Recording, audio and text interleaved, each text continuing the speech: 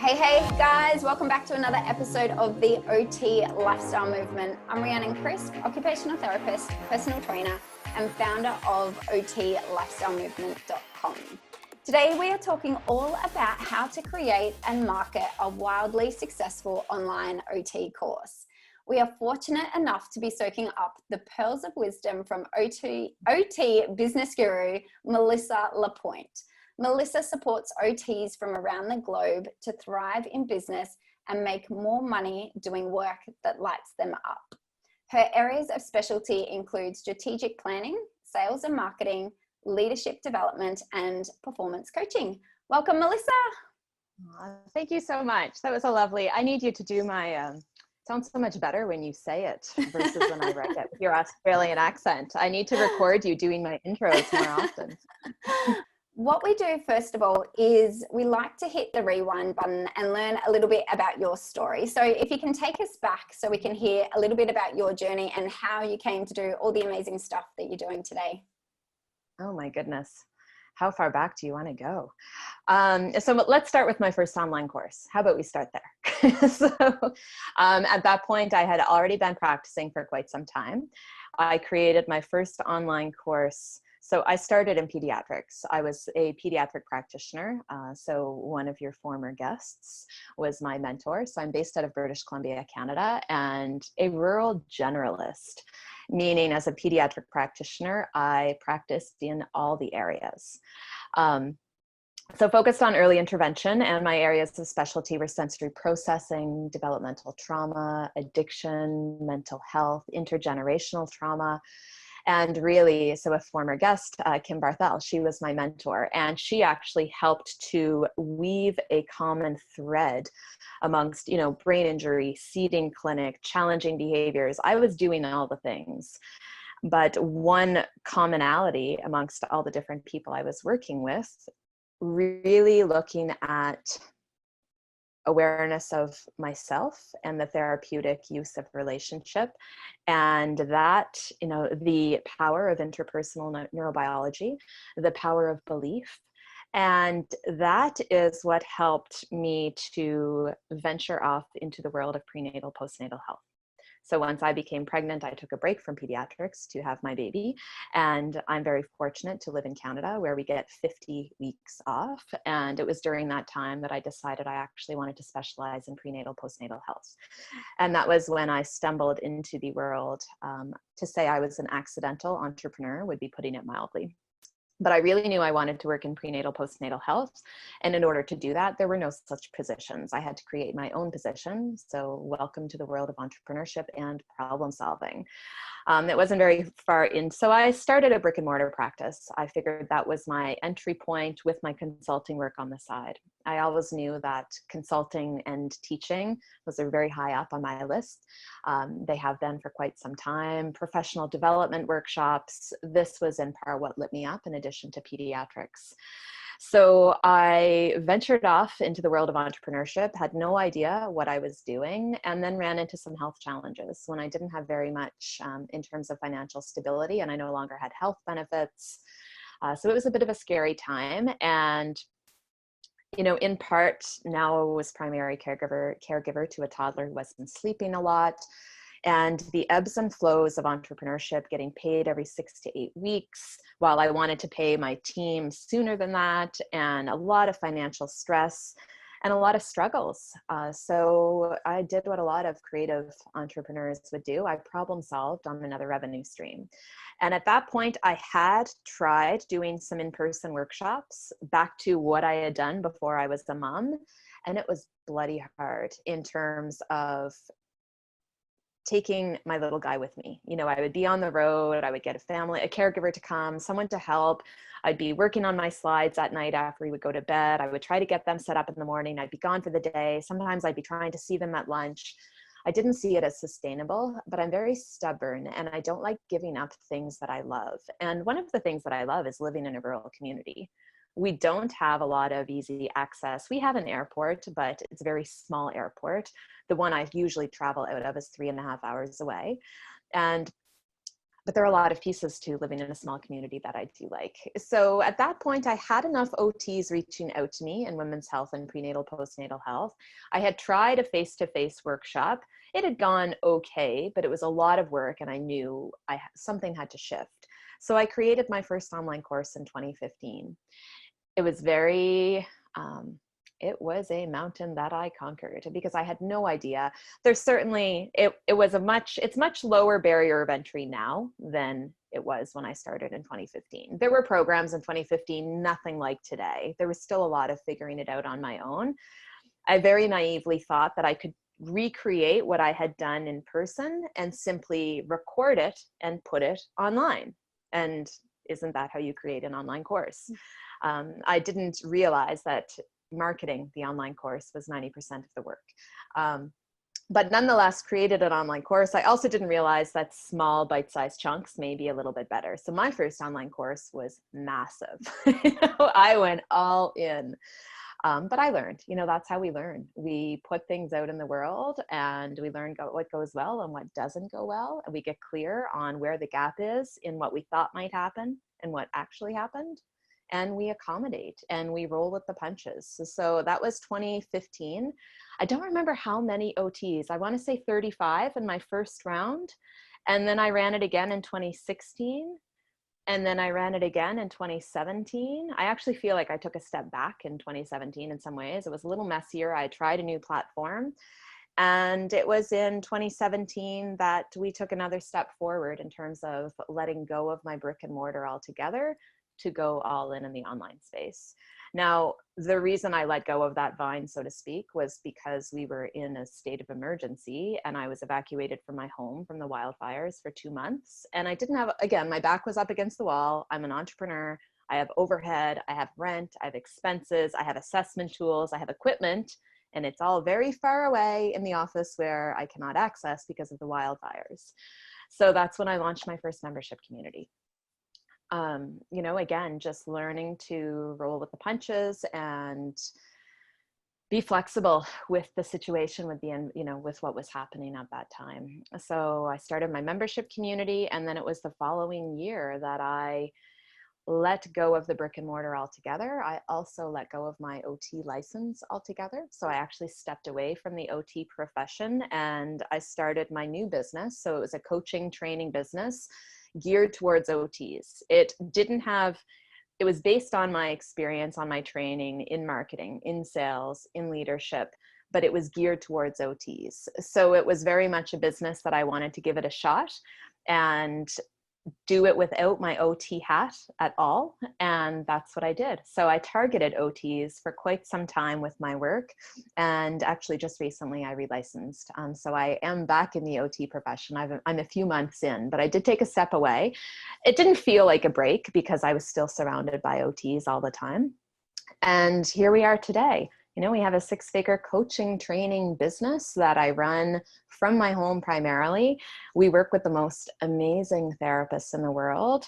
We have been failing multiple times, and that's how we've gotten here, is to keep screwing up and keep learning what's working, what's not working, keep finding the right people, offer less, slow down to speed up. And really, we've been doing a lot of digging deep into the world of entrepreneurship and learning how to be a CEO. I think that was the biggest roller coaster of a ride for me in 2020, was really leaning into the leadership component and building a team and letting go of control. Wow, 2020 had some tough lessons in that category. Absolutely. Thank you so much for sharing your story. And what I love about it is that it sounds like you just started and the work and everything just started to unfold for you. Opportunities presented itself and you sort of just went for it. And as you said, you started to lean in, but also at the same time, let go of certain things. So thank you for sharing that, because I think a lot of other OTs will be able to resonate with that. And it's a really real experience of it. It's not, this perfect, orchestrated experience and journey that we go through. And it is in the stuffing up and the trying again and picking ourselves back up again that makes us yeah, bring these awesome things to the world. What I wanted to Yeah. start with, what I wanted to start with is, so we have a lot of entrepreneurial OTs, and as you said, we are great problem solvers. So we come up with these fantastic ideas with how we can solve certain problems in our communities and in society and even the world. And I suppose some OTs may have already got courses, they may already have certain online products, and some may not. But they know that they want to get their message out there to a bigger audience. They want to serve more people. Why might an online course be a great way to go about this? Well, I'm going to back up and say it's not necessarily the best way to go about this. So that's one of the myths that I like to bust. So often people think, oh, I want a form of online revenue, so I'm going to create an online course and I'm going to put my blood, sweat, and tears into this online course. And as soon as I get my Pay Now button up on my website, whew, I can go to the beach and make money. Right? And the reality is there's not one single person out there who's waking up in the middle of the night in a cold sweat thinking about, oh my gosh, I need to go on Google and buy an online course right now. That's what's going to solve it for me. That's not true. People don't care about the online course per se. They care about the problems that you're solving. They care about the pain points that you're addressing. The online course is one way you can do that. Just like a coaching program is one way you can do that. And a membership community is one way you can do that. And often we get stuck in the vehicle as opposed to the outcome, as opposed to the transformation that we can create. And I love to teach people about the fundamentals. So that way, if you create a course and it feels like it's too much work, or it feels like it's no longer resonating, or it's not attracting the audience you were wanting it to, you can pivot. You don't have to throw the whole thing out. You can easily pivot. Okay, we're going to create the offer this way or that way. There are a million different ways to do it. So that's part of what I want to address. An online course may not be the best fit for you. It may not be the best fit for your audience. You know, if you're targeting 6-year-olds, don't create an online course.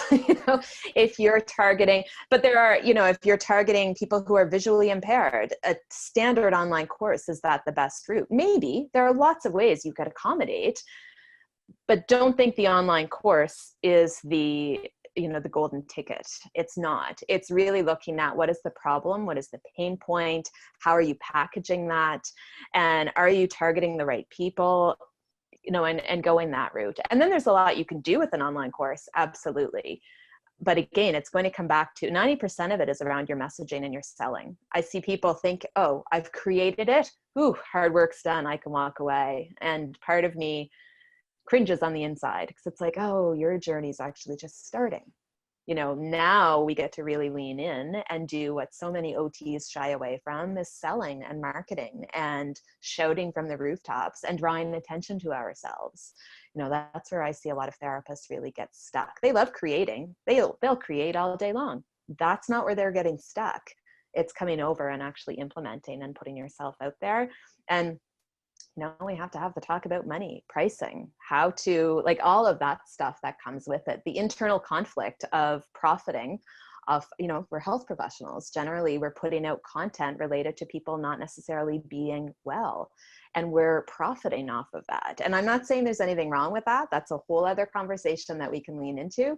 But in this case, we have to at least talk about it. There is an internal conflict that's happening. And if we don't talk about it, if we don't address the elephant in the room, you're still going to hit a glass ceiling. There's so many moving parts to creating an online product. I think that's so important. What you just brought up is that an online course isn't for everyone, and we need to be meeting our clients and our customers where they're at and tailoring the right service delivery model for them. Is it an online course? Is it a summit? Is it a product? Is it like you said, a membership site? What is it that they will get the most value out of? So what would the benefits of an online course be? So if someone did assess this and think, okay, yes, my audience would benefit from an online course, how does that help them? How does it help their audience as well? What are the benefits of doing a course? Well, I think part of it is we can't just ask, is it going to serve our audience? We need to create businesses that serve us. Why else are we creating businesses? So it doesn't matter if it serves your audience, it also has to serve you. If it doesn't light you up, don't do it. Please don't do it. You know, it's hard work. And why do something that is not serving you? Now, in terms of serving your audience, it depends on your audience, but there are a lot of different ways that we live in an era where, you know, things are accessible, bite-sized chunks. I work from home. I'm a mom. That's how I consume my content. I'm out hiking with my dog. I'm, you know, doing dishes, folding laundry. I consume a lot of my content while I'm doing my ADLs. And so I think that's something to consider, is that we live in an era where people are getting used to learning in this way. We're in a pandemic. So part of it is, you know, meet your people where they are, yes, but be honest and in integrity with what is going to serve you, and create something. Because if you create an offer that you absolutely love, I can promise you something, it's a heck of a lot easier to sell. If you have a product that is feeling heavy, do you know how hard that is to sell? Like, selling is hard enough. At least let's create something that we absolutely love, that we can't wait to talk about, because that makes the selling piece so much easier. And again, you know, I'm not sure if it's the product itself. Really looking at, there are so many different features that we can include in an online course. So, and they're all, if you imagine a jigsaw puzzle, you know, there's so many different pieces to the jigsaw puzzle that for each person, it's going to be a little bit individualized in terms of what they get out of it and the transformation that it can create in their lives. Everyone's journey is going to be a little bit different. So it's hard to, you know, it's hard to figure that out. But then when we do figure it out, we have to make sure we're going back and getting testimonials and asking our people and getting them to talk about it, and then try to replicate what we did. You know, when we have success, can we replicate it? Because that's the other thing. We have some people who have success, but they don't know how they had that success. And then they go from here to trying to do it again, and it doesn't go so well, because maybe it was a fluke, maybe it was the right place at the right time, maybe it was, you know, because of their hard work, but next time the variables changed, and it's a bit of a free fall. You know, it's like, wait a sec, what happened? What did I do wrong? So really figuring out, with any online product, thinking of it as an effective business machine. It is a machine, and you want to find ways to improve the productivity, improve the efficiency, be aware of the input going in. You know, we want the output to be bigger than the input. And really, you know, whether it's a membership, whether it's an online course, but those different moving pieces, they create an opportunity to leave an imprint on someone's life. And you don't always know the significance of that imprint. You don't always know when your course content, or when a group call, or when a facilitated connection is going to have a huge impact on someone's life. So that's where, you know, it's so important to show up and put your stuff out there. Absolutely. What kind of different online courses are there? How can we deliver an online course? Because I know you can have courses that are live, you can have courses that are pre-recorded, you can tailor them to specific learning styles. What are some of the different ways that we can present courses? Oh my goodness. I would say the opportunities are endless. And again, it's finding a little bit what works for you. In my programs, we talk about monetize it before you make it. So running a beta and charging for it.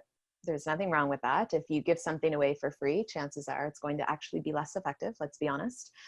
You and I could compare notes right now in terms of how much content we have for free that we do not go through on our computers, right?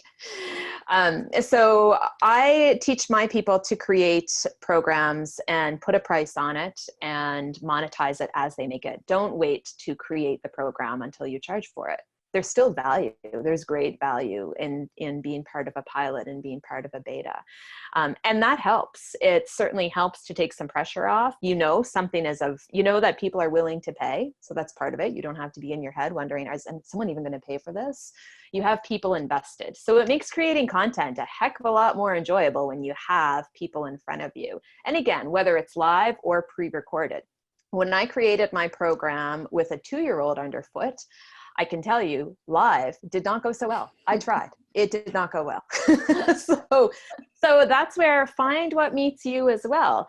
I live in a small home, and finding times that I have the house to myself doesn't always meet the needs of my audience, doesn't always meet the needs of my family.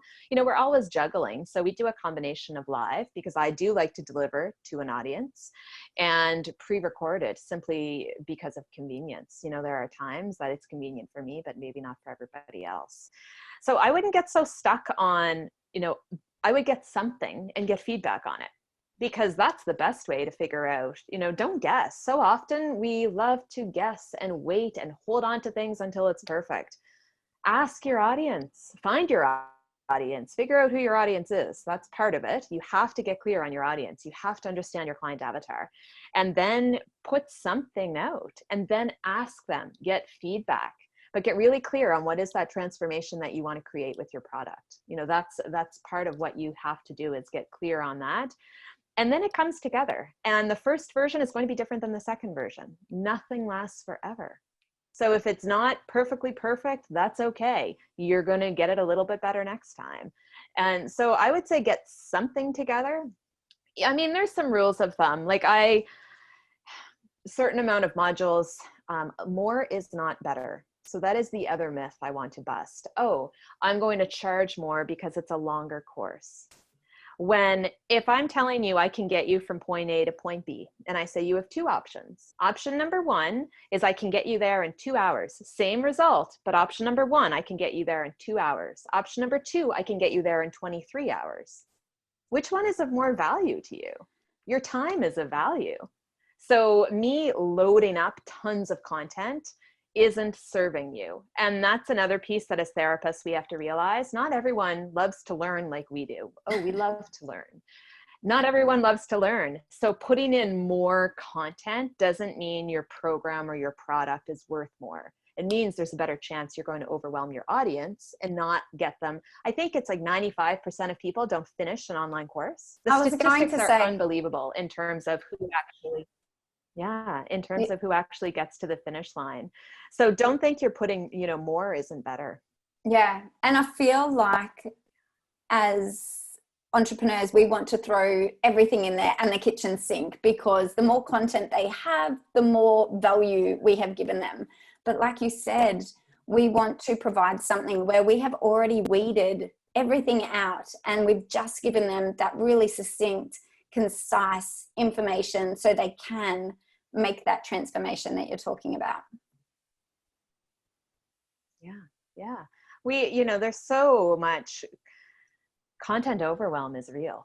It's so real. And when people are overwhelmed, that's not how the brain works. When the brain is in overwhelm, that's not the time to be teaching new concepts. So really being careful in who we're targeting and why, and, again, how are we getting them to the end line? And let's be honest, most of the information that we'll be sharing is already out there in the world for free. They can already access this information for free, whether it's through your own blog and different content, or whether it's through someone else's. So this is where the marketing really comes into play, doesn't it? How you market something is so imperative, because like these podcasts that we do, we provide so much information for free already. So can we dive into the marketing side of it? Because I know you said as OTs and health professionals, this is something that we shy away from, is selling. What can we do to market an online course? Where do we start? And is it with the mindset? Let's dive into it. I'm not sure if I would say there's one specific place to start. Think of it more as there's no graduation date. There's no like, oof, I've got this figured out. So that's part of it, this is all about the destination. It really isn't, it's all about, Let me change that. It's all about the journey, not the destination.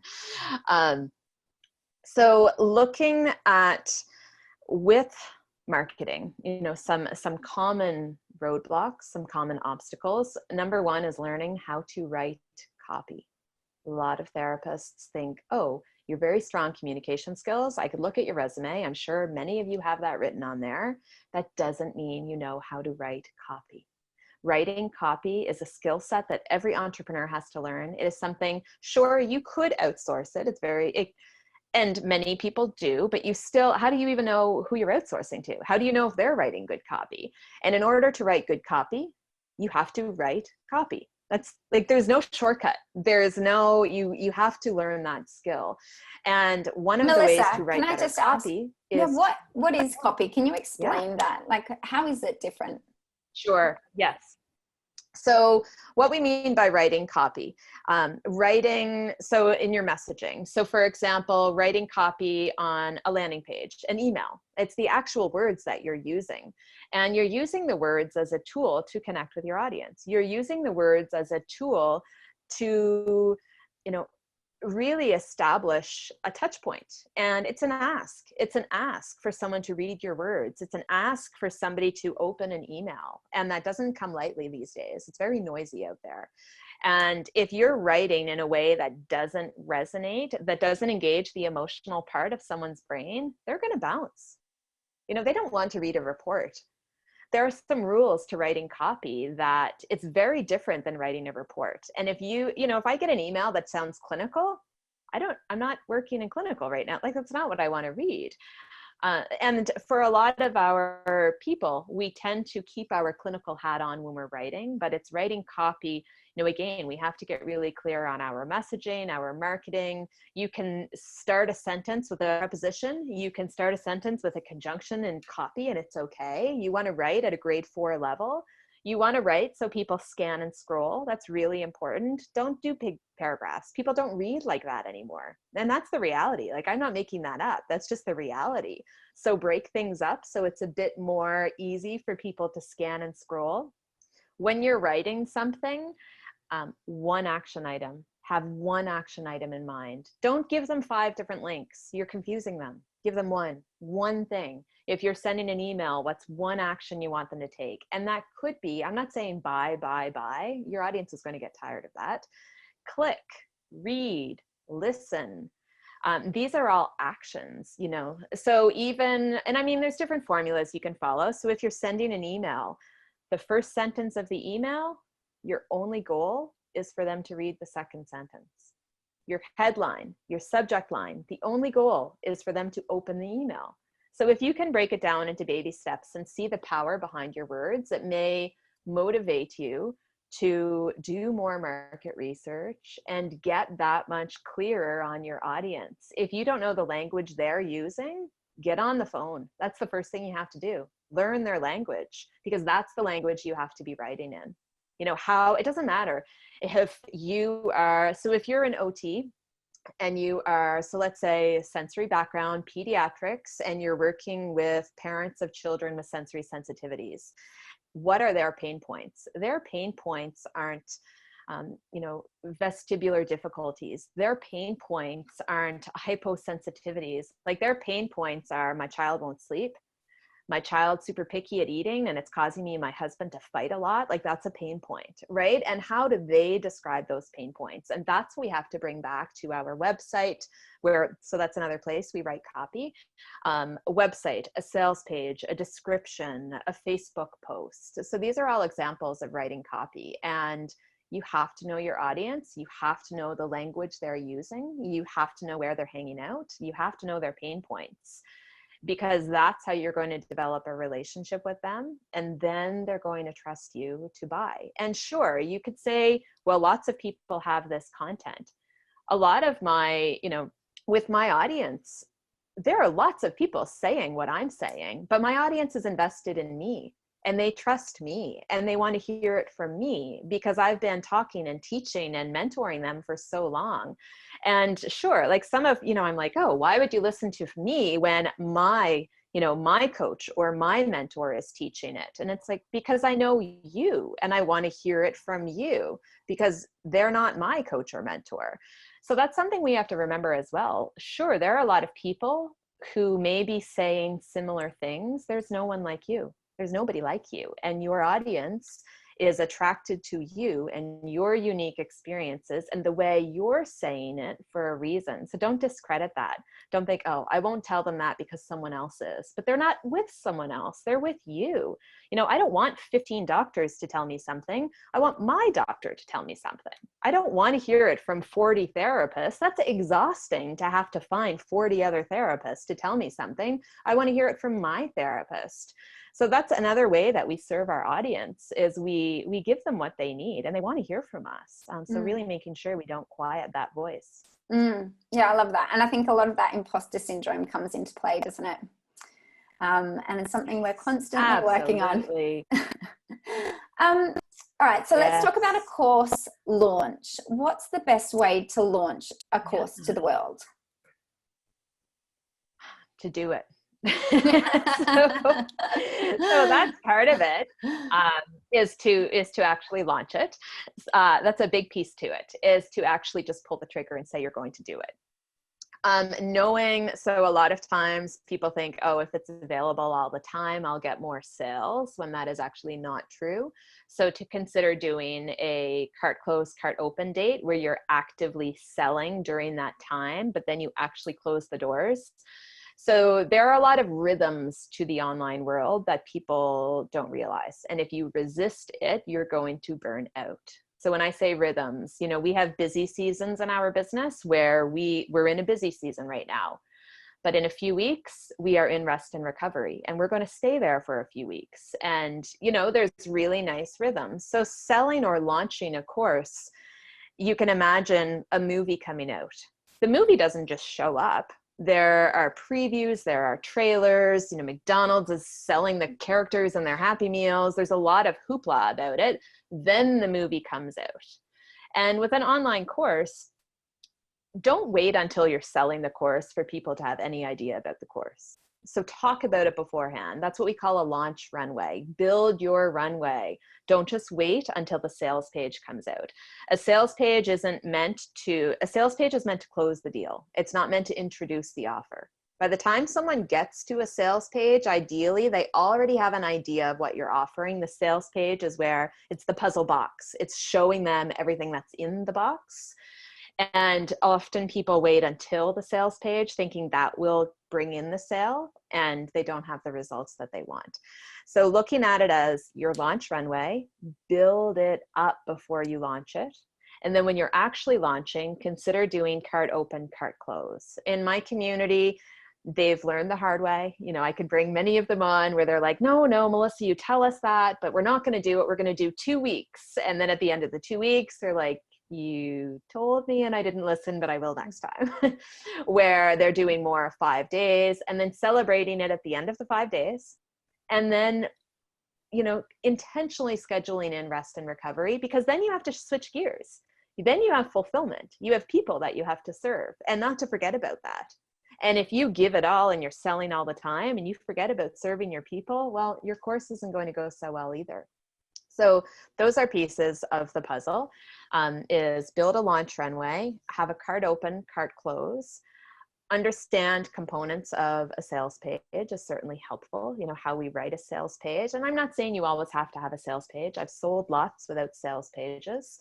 And really getting clear on your offer, getting clear on the promise, getting clear on the transformation and the pain point, and learning how to write better copy. And I think keeping it simple. You can build on it over time, but if it's your first launch and you've never had an integration or an automation in your life, keep it simple. You know, it could be literally get on a phone call, talk to somebody, they sign up through a PayPal link, and then you give them access to some content that you have. Like, there are lots of ways to keep it simple. And in the beginning, you don't need the bells and whistles. You don't have a system for that. You shouldn't have the bells and whistles yet. Wait until you have your feet a little bit more solidly planted under you, and then do what we call a rinse and repeat cycle. Launch it again. You know, you don't have to have it available all the time. If you have it available all the time, people aren't buying it all the time. You still have to put work into launching it. So scarcity, there's something to be said about scarcity. So you were talking about the launch runway and how important it is to warm your audience up before you go out and launch a course, because they need to have that know, like, and trust factor with you. They need to know you, they need to like you, they need to trust you. So showing up on social media and whatever your preferred platform is, whether it is Instagram or Facebook, and there are so many more options these days for us to market ourselves, market our business, market our courses. So really showing up and doing that pre-work and being consistent with it before we go out and launch a course and then expect everything to magically fall into place. So there were so many important points there. Okay, so we might start to wrap it up, but before we do, I'd love to know any top tips for any entrepreneurs out there who are wanting to create a course for their audience, and whatever that course might look like. What are your top tips for them to get started, to get the work done, and to bring their vision to the world? So some of them I've already mentioned, but they are worth reiterating because they are that important. So if you're like, oh, I've heard this before. No, if we were to jump on a one-on-one call, I would still start here. Get clear on your niche. You know, and I cannot, we have, when someone lands on your website or lands on your offer, that you have 5 to 8 seconds for them to either be attracted or repelled. And repelling is okay. It's okay. If you're repelling people that aren't the right fit, get clear on who you want in your program. Get clear on who you're targeting. Get clear on your audience. Niche down with an online course. If you try to talk to everybody, you are going to talk to nobody. I am not making this up. I've been doing this a long time. So that's one thing. Get super clear on your niche. It's going to make it easier. Less is, so in this case, more is, don't make it too big. You know, if you're like, but I have 17 modules, it's too big. You know, 8 to 12 minutes is a nice length, nice size bite-sized chunk. I've done ones, you know, there are ones that can be longer, but break it up. Think of it as a book. You have to break the book up into chapters, the chapters into pages, and don't try to stick too much in. More content doesn't mean more value.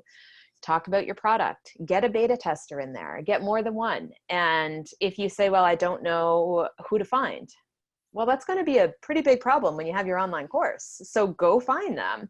Well, I don't know if they'll buy it. Well, get them on a call and start selling your online course. Learn about their objections. And as you get more questions and more objections, translate that over to a sales page, translate that over to an intro video, right? Like it's this constant volley back and forth. Oh, this is an objection is they don't have enough time, but don't they understand that my course will save them time? Well, they're not going to understand that if you don't have that front and center.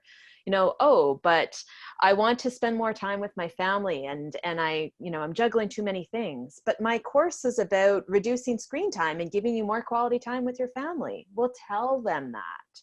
Get super clear on what your course is going to solve and do it. You know, one of the best, don't wait till you have an email list of 3,000 people. Guess how I've built my email list? And I don't have a huge email list. That's okay. I'm doing just fine, you guys. I don't do SEO and I don't do a lot of email marketing right now. And I haven't been showing up consistently on social media because I've been building a business and it's taken a lot of work the last few months, and that's okay. No, now we have a stronger team for 2021 and we have a new strategy plan and we're really excited. So looking at, you know, when I say building my list, part of how we built our list was by launching. That's how you build your list. Not everyone will buy the first time. So you may launch something and people see what you're doing and they start following you, but they don't buy yet. I have lots of people in my program who've said no to me many times. It wasn't the right fit right then, but it's the right fit now. And I've been doing this long enough and I stuck it out. If I would have given up right away, I wouldn't be where I am now. Instead, it was, okay, what's working, what's not? Let's get feedback. Let's try it again. Oof, that was a bit embarrassing. That one didn't even work. Well, let's try it again. No, and it was just this constant process. So I would say just get out and do it. If you get 2 people, if you get 10 people, So often we think in online, we think of numbers in the online space, 50 people. I only have 50 people on my email list, or I only had 10 people buy my course. Have you ever been in a room where you've had the opportunity to speak to 50 people? That's awesome. Have you ever, to have 10 people go through a course that you've created? That's fabulous. Don't get so caught up in the vanity metrics. Don't get so caught up in the big numbers. I don't have 5 million people on my email list. It's okay. It doesn't matter. Can you, and quality over quantity. So I can't say that enough, is just get it together so it's good enough. If you try to get it to 100%, you're never going to get there. 80% is the new A+, you guys. Get it to 80%. It's good enough. Get it out there. You're going to improve it next time. You're going to attract more people. You're going to grow your audience each time you put it out there. And find like-minded community, like-minded practitioners, people who are going to cheer you on, because it is tough work. It's amazingly rewarding work. And when you can do it with camaraderie and colleagues and friends cheering you on and lifting you up when you do fall on your face, it's not so bad. It's a nice way for us to, we connect. It's fun. It's fun to try new things and to be curious. And I've seen so many OTs fall in love with their profession again because they have a new outlet. They have a passion project that they can, be creative and make something that's theirs. And then to see the transformation that they're able to create while they're not actively providing the service. That's the best part about an online course. When you can go on vacation or when you can be off doing something and you come back, and that first sale, when you don't actively have to sell, that's where the magic happens. Like, wait a minute, I don't have to change my time for money all the time. I can actually be over here and doing something over there. And that's when we really, you can start to take things to the different level. I love so many of those points, and I started writing them down, but there was so many. And I mean, a few things. I too started this entrepreneurial journey because I love using my creativity. I love being creative, and I love talking to other people and soaking up their knowledge and their wisdom and their insights. And you touched on something. You said you can start a course, or you can birth a course into the world with 0 people on your email list. And this is exactly what I did. It was about 3 years ago. I did a summit. So it's like an online course. And I had 0 people on my email list, but I generated $50,000 from that one online summit, that one course. And from that, my email list grew massively. And so don't feel like you need everything planned out in order for you to start. Just start, and the work will teach you, the work will lead you. As you begin, new doors will open, and it's about following that trail. You do not need to have everything sorted out. You do not have to have that end chapter written, because you learn as you go. And I think that was so beautifully said by you, and such a reminder to myself as well, because that is the path that I took. Like I didn't take a business course. I wasn't business savvy, but I just followed my heart. And what I wanted to do was to really reach out to a bigger audience and to speak to more people and share my message with them. And as you said earlier too, it is about people come to you because they like you. They like how you deliver that content. They like your energy. They like your vibration. They like how you talk about it and how you're speaking with them. So don't, have this imposter syndrome too, where you feel like someone else is talking about it. They do it better than I do. I'm even listening to them to get tips and how they're delivering their content. But don't think people aren't resonating with you, because they totally are. You will find your tribe. You'll find the people that resonate with you and like what you're doing. So just start. Don't feel like you need to have it all together. It evolves as you evolve.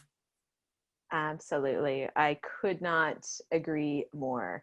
And exactly, if you would have waited until you had it figured out, that summit would never have happened.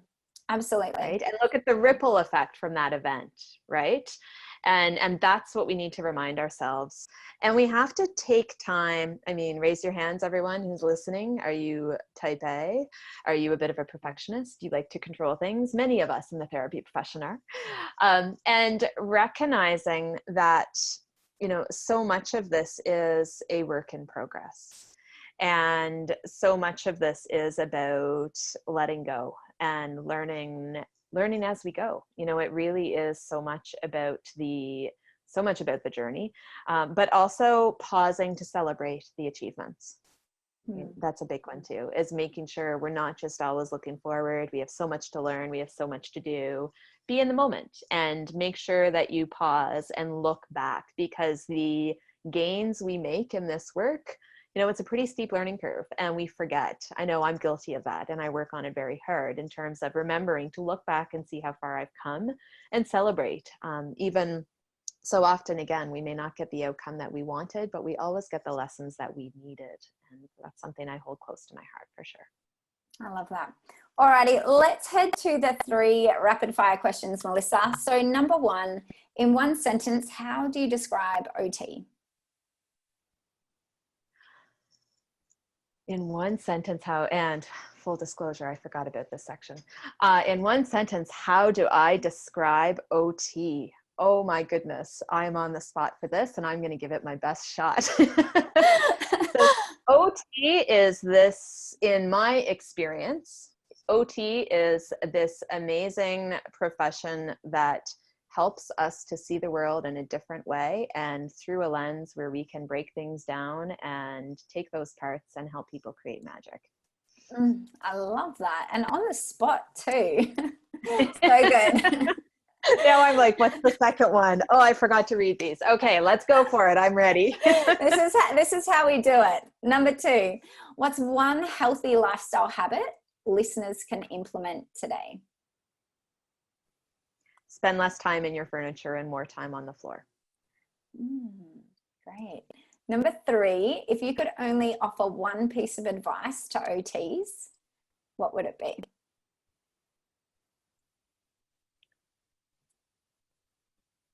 I could offer one piece of advice to OTs, what would it be?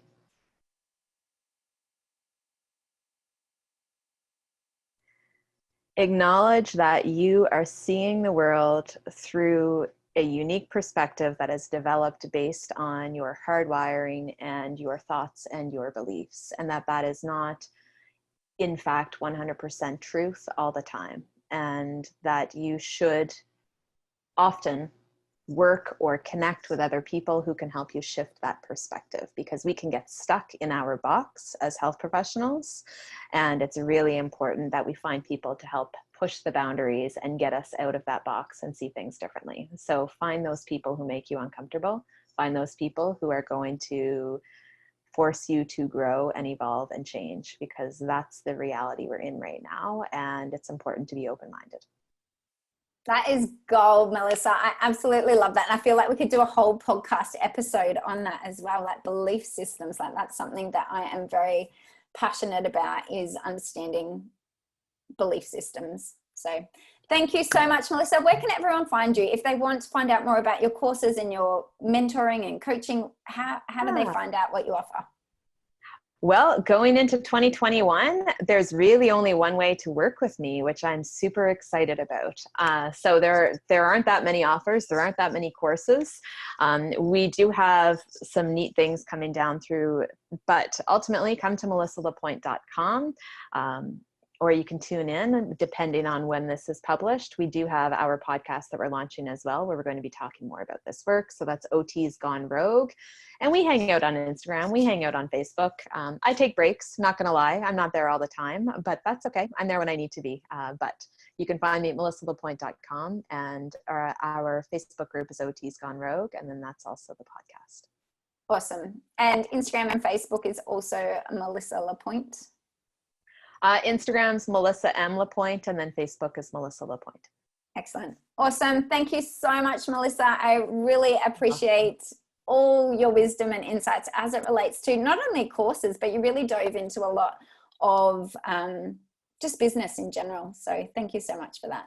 You're welcome. Thank you for having me. I'm happy we were finally able to connect. Yes.